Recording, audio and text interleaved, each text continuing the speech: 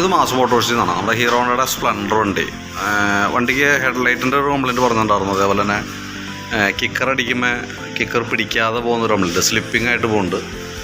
അതേപോലെ പിന്നെ ഫ്രണ്ട് വെട്ടലിൻ്റെ കേസൊക്കെയാണ് പിന്നെ പറഞ്ഞിരുന്നത്. പിന്നെ മൈനർ ചെക്കപ്പും കാര്യങ്ങളൊക്കെ ആയിട്ട്. അപ്പോൾ ഹെഡ്ലൈറ്റിൻ്റെ കംപ്ലയിൻറ്റ് വയറിങ്ങുമായി ബന്ധപ്പെട്ടായിരുന്നു, അത് ക്ലിയർ ചെയ്തിട്ടുണ്ട്. പിന്നെ നമുക്കതിൻ്റെ ഫ്രണ്ട് വെട്ടൽ എന്ന് പറയുമ്പോഴത്തേക്ക് നമുക്ക് ഈ ടയർ ഓൾറെഡി സൈഡ് ചെറിയൊരു തേമാനം കാണിക്കുന്നുണ്ട്. തന്നെയല്ല നമുക്ക് ഫ്രണ്ട് ഫോർക്കും നമുക്ക് അത്യാവശ്യം അഴിച്ചു കഴിഞ്ഞാൽ നമുക്ക് ഇത്തിരി ചിലവ് വരാൻ സാധ്യതയുണ്ട്. കാരണം ഈ ഫോർക്ക് പൈപ്പൊക്കെ അത്യാവശ്യം പ്ലേറ്റിങ്ങിൻ്റെ സൈഡ് ഉണ്ട്, ചെറിയൊരു ലീക്ക് പോലെയൊക്കെ കാണുന്നുണ്ട്. അപ്പോൾ അത് അഴിച്ച് കഴിഞ്ഞാൽ നമുക്ക് അതിൻ്റെ ഓരോ തോൽസിൽ കാര്യങ്ങളൊക്കെ മാറേണ്ടി വരും. അതേപോലെ തന്നെ നമുക്ക് ഈ ടയർ മാറ്റുന്ന സമയത്ത് നമുക്ക് ഫ്രണ്ട് ഫോർക്കും കൂടി ഒന്ന് അഴിച്ച് ക്ലിയർ ചെയ്തിട്ട് റീസെറ്റ് ചെയ്യണമായിരിക്കും നല്ലത് കേട്ടോ. കാരണം എന്ന് വെച്ച് കഴിഞ്ഞാൽ അതിൻ്റേതായിട്ടുള്ളൊരു ഈ ടയർ ഓൾറെഡി കണ്ട സെൻറ്റർ പോർഷൻ മാത്രമാണ്, അതിൻ്റേതായിട്ടുള്ളൊരു ചെറിയൊരു പാളിച്ച പോലെ നമുക്ക് ഫീൽ ചെയ്യണം.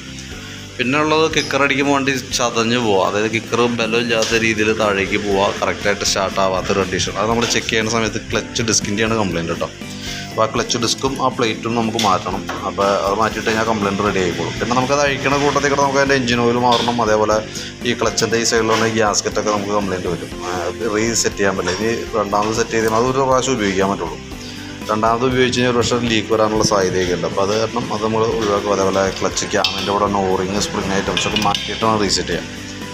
അപ്പോൾ ഞാൻ അതിൻ്റെ ഏകദേശം ഒരു എസ്റ്റിമേറ്റും കൂടി നോക്കിയിട്ട് അതിൻ്റെ ഡീറ്റെയിൽസ് ഒന്ന് വാട്സാപ്പിലേക്ക് ഒന്ന് സെൻഡ് ചെയ്ത് തരാം കേട്ടോ. അപ്പോൾ അത് ക്ലച്ച് ഡിസ്കും പ്ലേറ്റ് എഞ്ചിൻ ഓയിൽ അതേപോലെ തന്നെ വയറിങ്ങിൻ്റെ കംപ്ലയിൻ്റ് പറഞ്ഞു, അതൊക്കെ ഒന്ന് റെഡി ആക്കിയിട്ടുണ്ട്. പിന്നെ ഫ്രണ്ട് ബ്രേക്കും ചെക്കപ്പ് പറഞ്ഞിട്ടുണ്ട്, അത് നോക്കട്ടെ. അത് കേബിളിൻ്റെ ആണെന്നുണ്ടെങ്കിൽ നമുക്കത് മാറ്റി റെഡിയാക്കി എടുക്കാം.